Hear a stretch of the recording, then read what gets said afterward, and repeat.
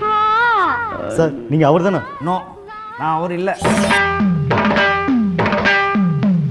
நீங்க அவர் தான் சார். அட இல்லைங்க, அவர் வேற, நான் வேற.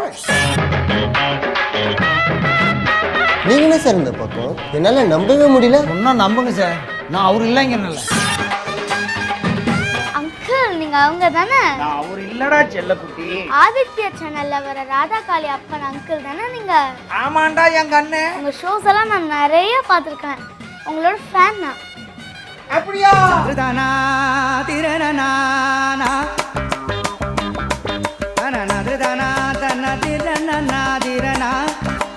You are Aditya Vijay, right?